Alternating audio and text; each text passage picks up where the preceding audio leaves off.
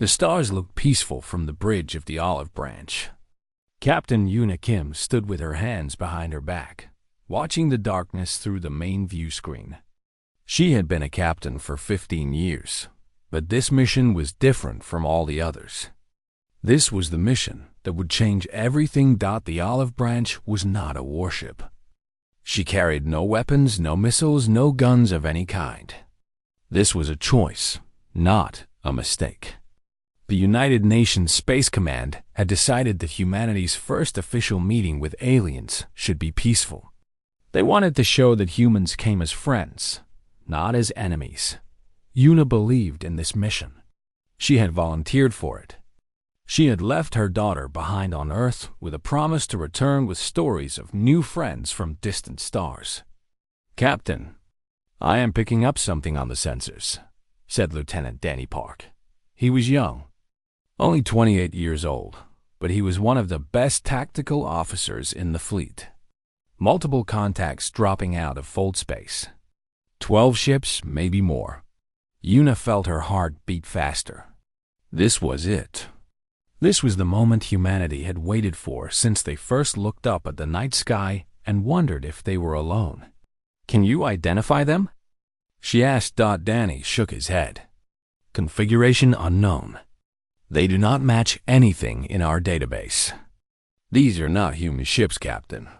The bridge crew went silent. Everyone understood what this meant. They were looking at alien vessels.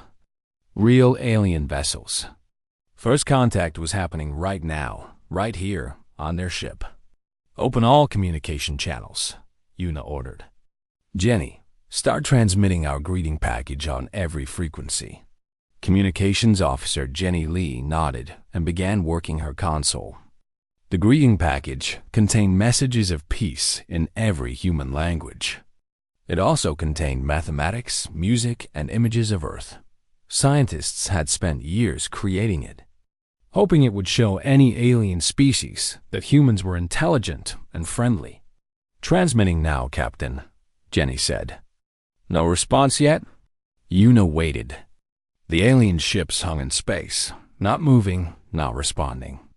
They were large vessels, bigger than the olive branch. Their hulls were dark and angular, covered in shapes that looked like weapons. "Keep transmitting," Yuna said. "They may need time to understand our signals." Executive Officer David Cho stepped closer to her. He was a careful man, always thinking about what could go wrong. "Captain, those ships look military to me. Should we raise our shields?" Yuna shook her head. "We came here without weapons to show we mean no harm. If we raise shields, they might think we are preparing to fight. But Captain, no, David. We trust in peace. That is why we are here." Minutes passed. The alien ships remained still and silent. On the bridge, the tension grew thick enough to cut with a knife. Jenny kept transmitting the greeting package. Danny kept watching his sensors. David kept frowning at the view screen. Then Danny's console began to flash with red lights. "Captain!" His voice was sharp with alarm. "I am detecting energy buildup on the lead alien vessel. It looks like weapons charging." Yuna felt cold fear wash through her body. "Are you sure?" "Yes, Captain. Their weapons are definitely charging. All 12 ships are powering up. Jenny, transmit a message. Tell them we are unarmed. Tell them we come in peace." "Already transmitting, Captain." "They are not responding." David grabbed Yuna's arm. "Captain, we need to raise shields. We need to do something." Before Yuna could answer, the first shot hit them.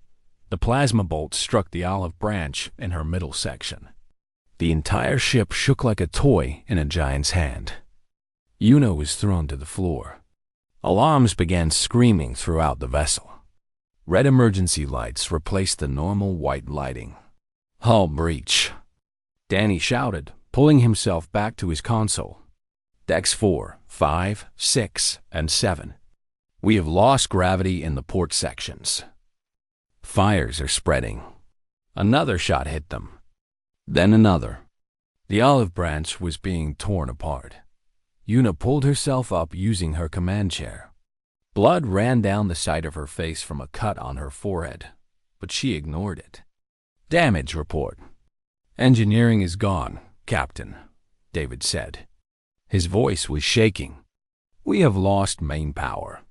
Backup systems are failing. Life support is going offline in multiple sections. Through the view screen, Una could see the alien ships firing again and again. They were not trying to disable the olive branch. They were trying to destroy it completely. Why? She whispered. We did nothing wrong. We came in peace. Captain, what do we do? Jenny asked. Tears were running down her face, but her hands were still on her console. Una made a decision. She could not save her ship. She could not save her crew. But she could make sure their deaths meant something. Jenny, send a distress signal to Earth. Tell them everything. Tell them what happened here. Tell them we tried. Jenny nodded and began working. Her fingers moved fast across the console, even as more explosions rocked the dying ship. Message sent, Captain. But we are 8 light minutes from the nearest relay station. I do not know if anyone will hear us. They will hear us, Una said. Someone will hear us. Another shot hit the bridge directly. Consoles exploded. Crew members screamed. The ceiling collapsed, raining metal and fire down on everyone. Una found herself on the floor again. She could not feel her legs. The air was thick with smoke, and she could barely breathe. Around her, she could see the bodies of her crew.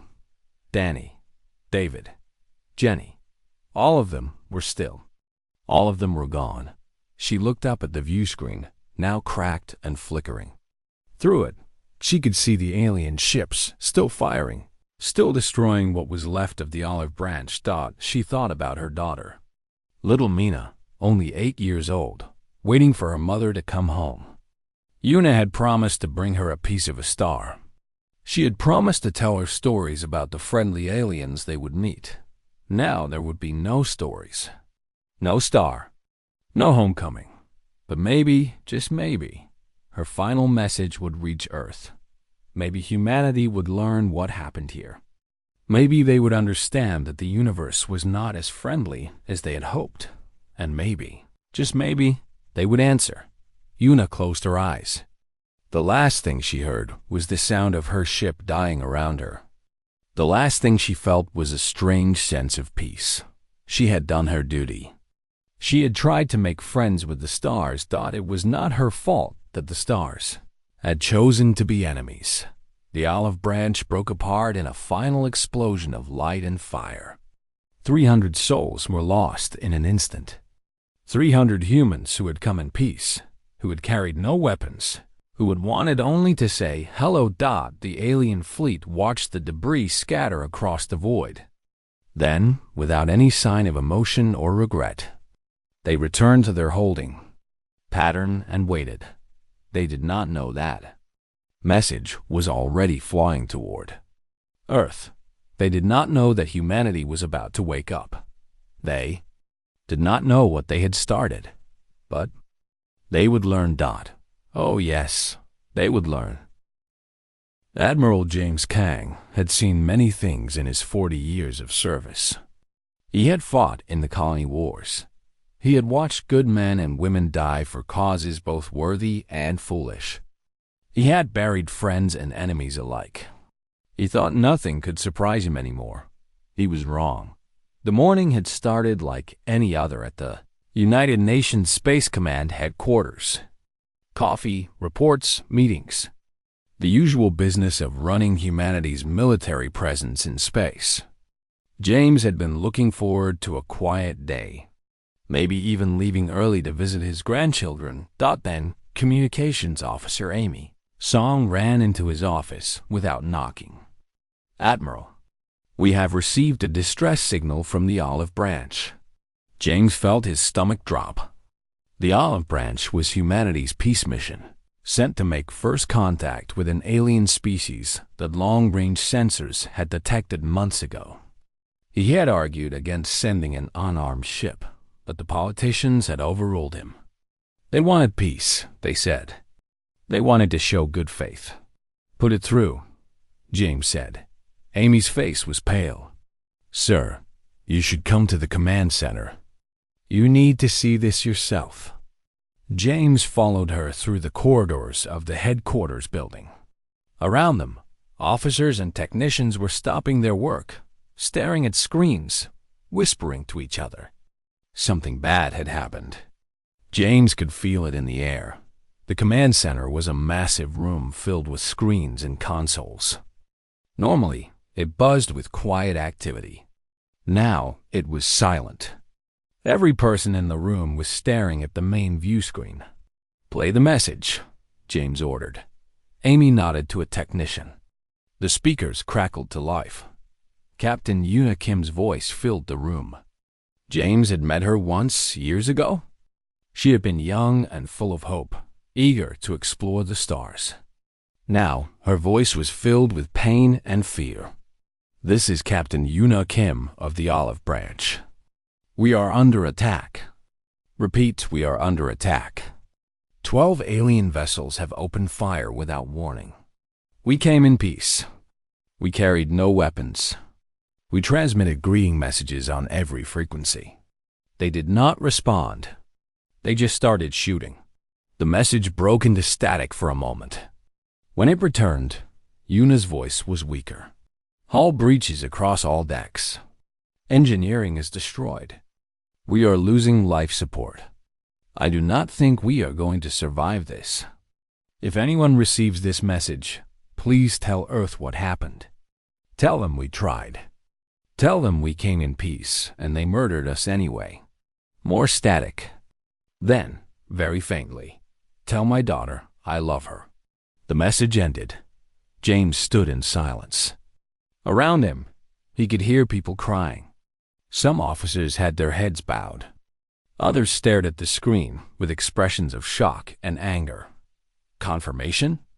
James asked. His voice came out rough, like sandpaper.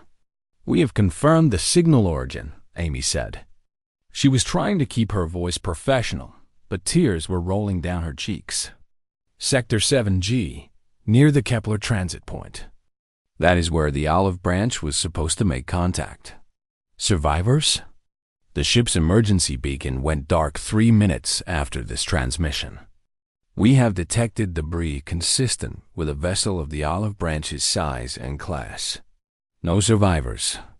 300 people, gone in minutes. 300 families who would never see their loved ones again. 300 empty seats at 300 dinner tables. James closed his eyes for a moment. He thought about Yuna Kim, dying on her burning bridge, thinking of her daughter. He thought about all the young men and women who'd volunteered for that mission because they believed in peace. They had believed in peace. And they had been murdered for it. When James opened his eyes, something had changed in them. The politicians had wanted peace. They had sent lambs to meet wolves. Now the lambs were dead, and it was time for the wolves to learn that humanity was not as helpless as they thought. Get me the Security Council, James said. His voice was cold and steady. And contact the Hammer of Dawn. A murmur ran through the command center. Most of the people here knew about the Hammer of Dawn only as a rumor. A secret weapon built in hidden shipyards, armed with technology that could break worlds. Most people thought she was a myth. She was not. Sir, Amy said carefully, the Council has not authorized. The Council will authorize what I tell them to authorize. James turned to face his staff. Someone just murdered 300 of our people. They attacked an unarmed ship on a peace mission. They killed men and women who came offering friendship. He walked to the center of the room, where everyone could see him. For 50 years, we have built our space forces for defense. We have avoided conflict. We have sought peace with every nation, every colony, every faction. We have been patient and careful and good. His voice rose. That ends today. Today, we show the universe what happens when you hurt humanity. Today, we show them that there's a price for innocent blood. Today, we send a message that will echo across the stars for 1,000 years. He looked at Amy. Wake the Hammer of Dawn. Tell her captain to prepare for combat operations. Tell him his target is the alien fleet in Sector 7G. Sir, that fleet has 12 ships. The Hammer of Dawn is only one vessel. One vessel. James smiled, but there was no warmth in it. One vessel is all we need. He turned back to the view screen. Someone had put up a star map showing the location of the attack. 12 enemy ships, holding position, waiting. They had no idea what was coming. They had no idea that they had just made the worst mistake in the history of their species. Admiral, a technician said, I have the Security Council on the line. James nodded. Tell them I need authorization for military action. Tell them about the olive branch. Tell them about Captain Kim's message. He paused. And tell them that if they do not give me authorization in the next 10 minutes, I will act anyway, and they can court-martial me when I get back. He did not expect any arguments. He was right. Across the solar system, in a hidden base carved into an asteroid, lights began to turn on. Engines that had been cold for years began to warm up. A crew that had trained for combat every single day finally received the order they had always known would come. The Hammer of Dawn was waking up, and she was angry. The asteroid did not have a name. On official maps, it was simply designated as Object 7741, a chunk of rock and iron floating in the belt between Mars and Jupiter. Ships passed it every day without a second look. There was nothing special about it. That was exactly the point. Deep inside the asteroid, hidden from all sensors and all eyes, the Hammer of Dawn waited. She had been built in secret over 20 years, piece by piece, using technology that the public did not know existed. She was 3 kilometers long, longer than any warship ever made. Her hull was covered in armor that could survive nuclear explosions. Her engines could push her to speeds that made other ships look like they were standing still. But her true power lay in a single weapon. A weapon that had never been fired in anger. A weapon that most people thought was impossible. The Railgun. Commander Jake Moon had commanded the Hammer of Dawn for 6 years. In all that time, he had never received an order to attack anyone. His job was to train, to maintain, to wait. Sometimes he wondered if the order would ever come. Sometimes he hoped it would not. Now, reading the message from Admiral Kang, he felt a strange mix of emotions. Sadness for the crew of the Olive Branch. Anger at the aliens who had murdered them. And underneath it all, a cold determination to do what needed to be done. All hands battle stations, he announced over the ship's speakers. This is not a drill. Repeat, this is not a drill. We have received orders to engage hostile forces in Sector 7G. The Hammer of Dawn came alive around him. 1,200 crew members moved to their positions with the speed and precision of long practice. Engines roared to life. Lights changed from standard white to combat red. The great ship began to move, sliding out of her hidden dock and into open space. Jake made his way to the fire control center, the heart of the ship's offensive power. The room was huge, built around a single massive console that controlled the railgun. Holographic displays filled the air, showing power levels, targeting data, and the current position of the alien fleet. Chief Weapons Officer Grace Hahn stood at the main console. She was a small woman with sharp eyes and steady hands. Jake had seen her hit targets the size of a coin from 1,000 kilometers away. She was the best weapons officer in the fleet, which was why she was here. Status report, Jake said. Railgun capacitors are charging, Grace answered. Currently at 15%. Full charge in approximately 4 hours. Jake nodded. The railgun was powerful, but it required enormous amounts of energy. The ship's fusion reactor worked constantly to feed it, but even so, it could only fire once every few minutes. Time to target? Navigation Officer Brian Yu looked up from his console. At maximum acceleration, we will reach weapons range in 18 hours, sir. 18 hours. Jake thought about that. 18 hours for the alien fleet to wonder if their attack would be answered. 18 hours for them to learn that humanity was not as weak as they had assumed. Take us out, Jake ordered. Maximum acceleration. All departments, prepare for sustained high-G maneuvers. The Hammer of Dawn accelerated hard. The crew felt themselves pressed into their seats as the great ship built up speed. Stars streaked past on the view screens, and the asteroid base fell away behind them. Jake walked through the ship, checking on his crew. In the missile base, technicians were preparing conventional weapons as backup. In the fighter hangars, pilots were running final checks on their small attack craft. In engineering, teams monitored the fusion reactor as it fed more and more power to the railgun. Everyone knew what was happening. Everyone had heard about the olive branch, and everyone wanted to make the aliens pay. "Commander," a young ensign said as Jake passed through the crew quarters, "is it true? They attacked without warning? They killed everyone?" Jake stopped and looked at the young man. He could not have been more than 20 years old. Young enough to be idealistic. Young enough to believe that the universe should be fair. "It is true," Jake said.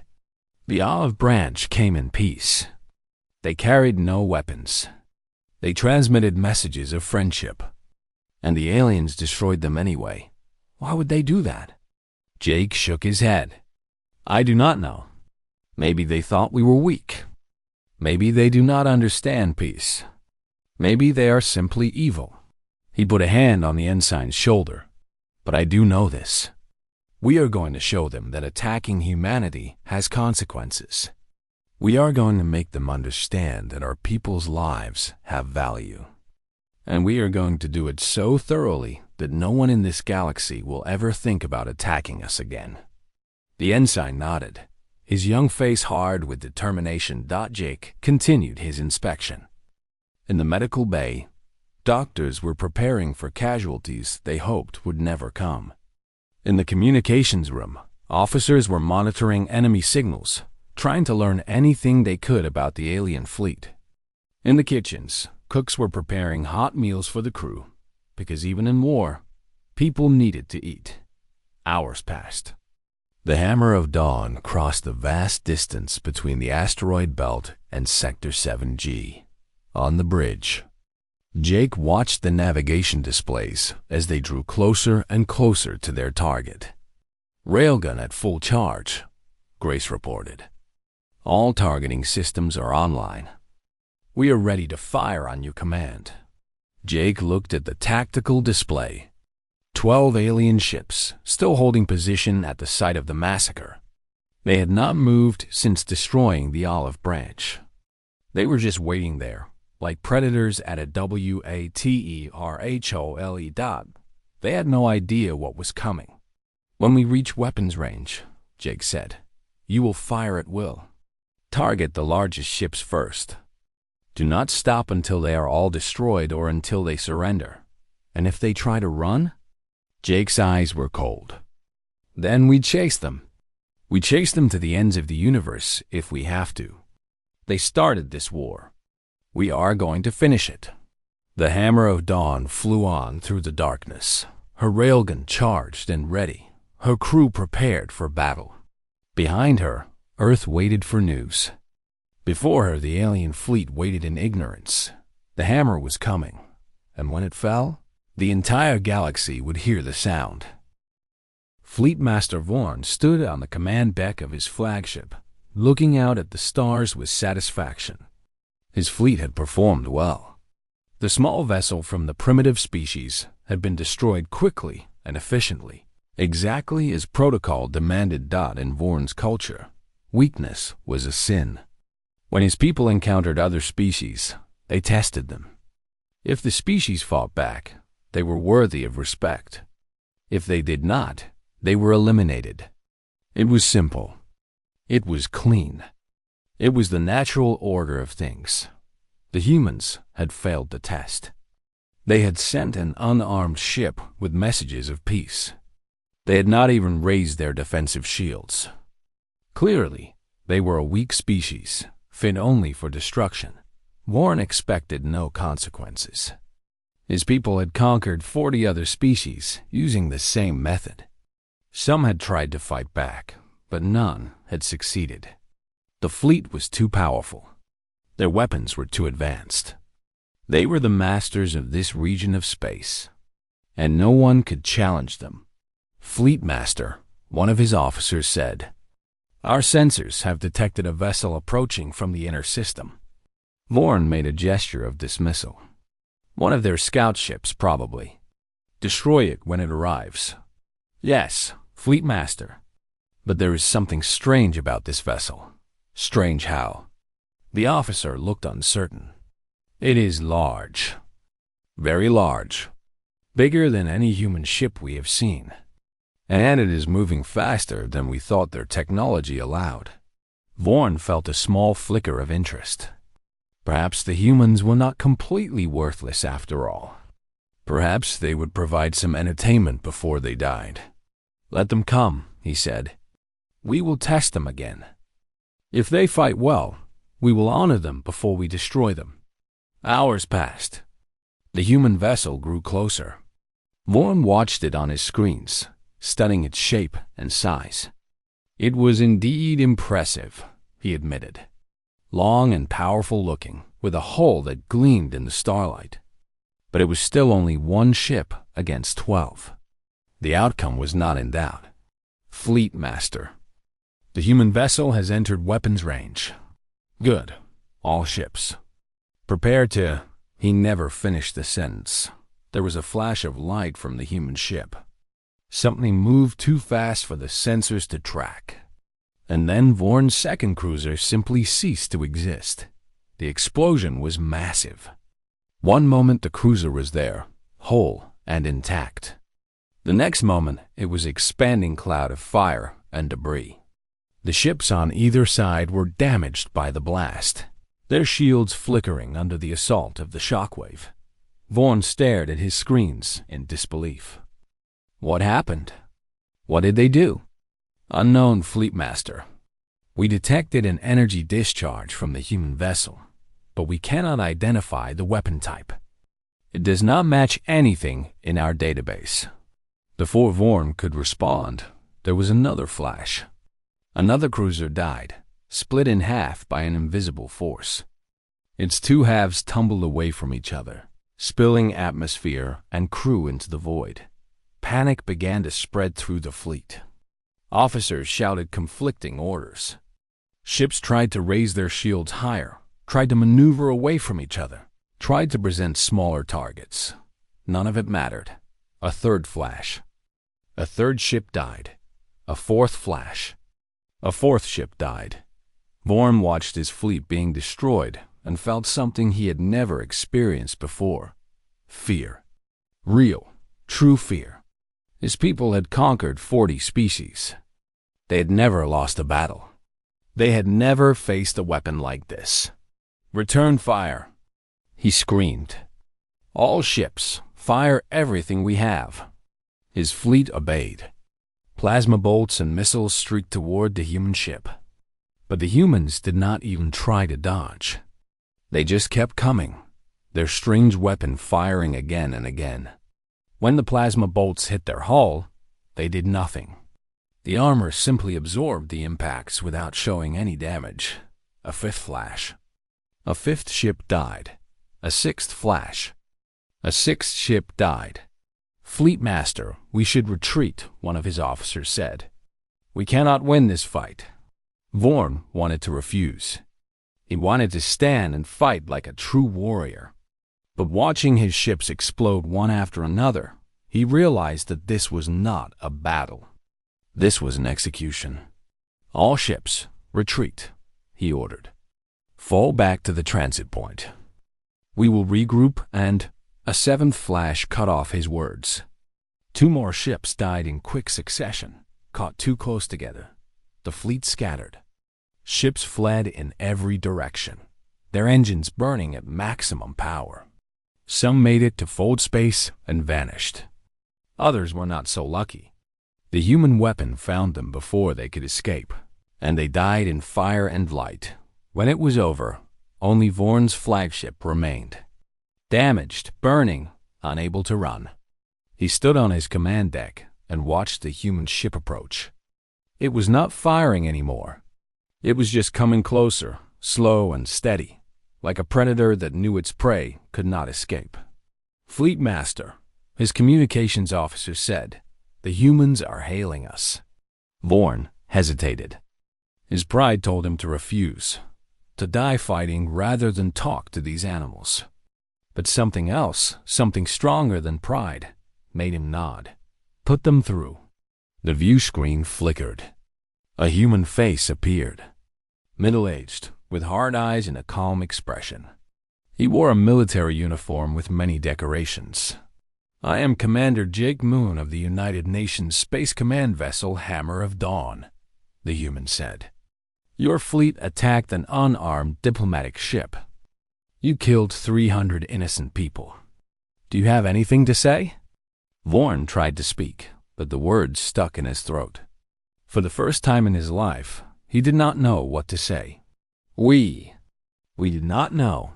He finally managed. "We did not understand. We thought you were weak. We thought you thought wrong," the human interrupted. His voice was cold as ice. "We came in peace. We offered friendship. And you responded with murder." Vorn lowered his head. "We surrender. We yield to your superior strength. Please, do not destroy us." The human was silent for a long moment. Vorn waited for death, but death did not come. "I am going to let you live," the human said. "Not because you deserve mercy. Not because I forgive what you did. I am letting you live so you can go back to your people and tell them what happened here." He leaned forward. "Tell them that humanity came in peace and you made war. Tell them that we could have destroyed you completely, but we chose not to. Tell them that we will always offer friendship first. But if anyone attacks us, if anyone hurts our people, we will respond." His eyes were like stone. "And tell them that next time we will not be so merciful." The transmission ended. Vorn stood alone on his ruined bridge, surrounded by the bodies of his crew and the wreckage of his pride. The human ship turned away. It did not fire again. It simply left, disappearing into the darkness between the stars. Vorn gave the order to limp toward home. He had a message to deliver. A message about a species that came in peace, but fought like demons. A message about a weapon that could not be stopped and a people that could not be broken. A message about humanity. 3 months had passed since the Battle of Sector 7G. 3 months since humanity had shown the galaxy what happened when someone attacked them.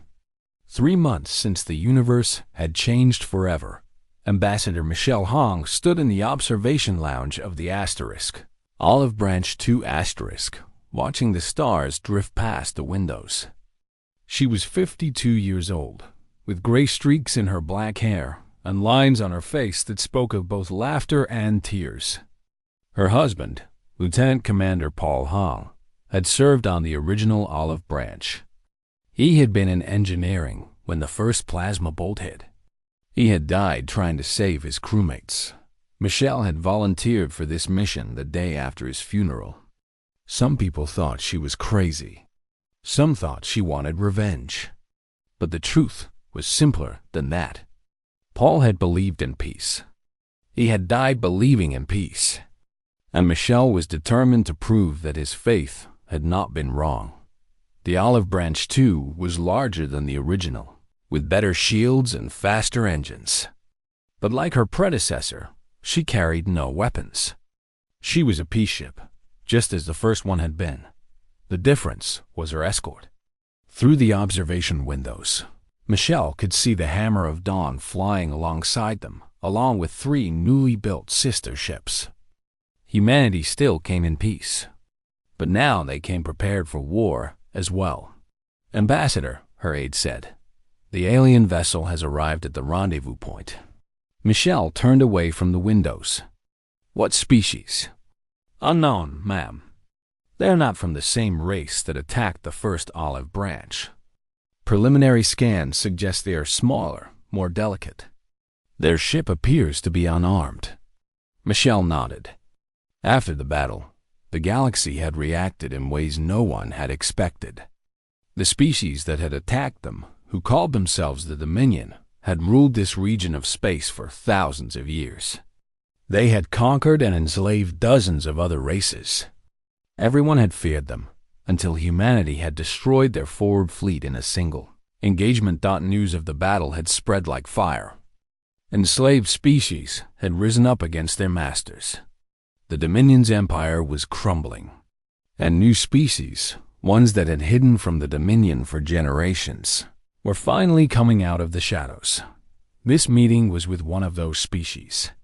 They called themselves the Watchers, and they claimed to have been observing humanity for a very long time. Michelle made her way to the conference room, where the alien delegation was waiting. When the doors opened, she saw 3 beings that looked nothing like any human.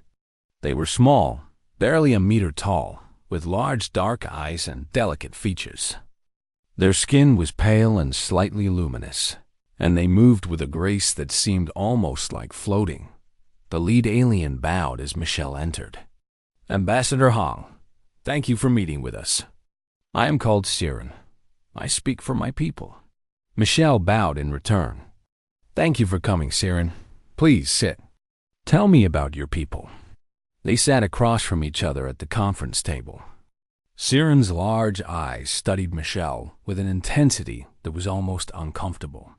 "We have watched humanity for many generations," Siren said. "We watched you develop, grow, reach for the stars. We watched your wars and your triumphs, your failures and your victories. Many of my people believed you would destroy yourselves, as so many species have done before." Michelle smiled slightly. "We came close a few times, yes, but you did not." Siren leaned forward. "And then we watched you face the Dominion, an unarmed ship, destroyed without mercy. We expected you to retreat, to hide, to accept your place as victims. That is what every other species has done, and instead, you sent 1 ship against 12. And you won." Siren's voice held something that might have been wonder. "The Dominion has ruled this region for 10,000 years. They have conquered 40 species. In one battle, you broke their power. The empire they built is falling apart." Michelle thought about Paul, about Captain Kim, about 300 souls who had died reaching for friendship. "We did not intend to start a revolution. No, you intended to answer an injustice." Siren made a gesture that might have been a smile. "That is what makes you different. The Dominion destroyed because they could, because strength gave them the right. You destroyed because someone hurt you first, because justice demanded an answer." The alien's eyes seemed to glow slightly. "My people have been hiding for a very long time, Ambassador. Hiding from the Dominion, from others like them, from a galaxy that seemed to have no place for those who valued peace over power. We had given up hope that things would ever change." Siren extended a small, delicate hand. "You have given us that hope back. My people would like to be your friends, if you will have us." Michelle looked at that offered hand. She thought about her husband, who had died believing in peace. She thought about Captain Kim, who had reached for the stars and found only fire. She thought about all the people who had suffered under the Dominion's rule, all the species that had been conquered and enslaved. And she thought about humanity, a people who came in peace but fought like demons, who offered friendship first but answered attacks with overwhelming force, who were neither saints nor monsters, but something in between, something new, She took Siren's hand. "We would like that very much," she said. Over the following years, many things changed. Humanity made allies across the galaxy, species that had been oppressed for generations and now saw hope for the first time. They made enemies too, those who feared what humans represented or who wanted the power the Dominion had lost. There were more battles, more victories, more losses. The Hammer of Dawn and her sister ships became legends, symbols of what happened when someone threatened humanity. But they also built hospitals and schools, shared technology and knowledge, reached out to help those in need, because that was what humanity was. Not peaceful, not warlike, but both. Ready to offer a hand in friendship. Ready to answer fire with fire. Ready to defend the innocent and punish the guilty. They built a monument to the crew of the original Olive Branch on a small moon near the site of the attack. 300 names carved in stone, watching over the stars they had died trying to reach. Every year, ships from a dozen species came to pay their respects. And on Earth, in a small house by the sea, a woman named Mina Kim grew up hearing stories about her mother. Stories about a brave captain who had reached for peace and found only war. Stories about how humanity had answered that war with justice. When Mina was old enough, she joined the Space Command. She served on ships named after her mother and the others who had died that day. She carried their memory with her to distant stars and strange worlds. And she always remembered the lesson her mother had taught her, the lesson humanity had taught the galaxy: come in peace. Always come in peace. But if someone fires on you, answer them. Answer them so completely that no one will ever want to fire again. That was humanity's gift to the universe.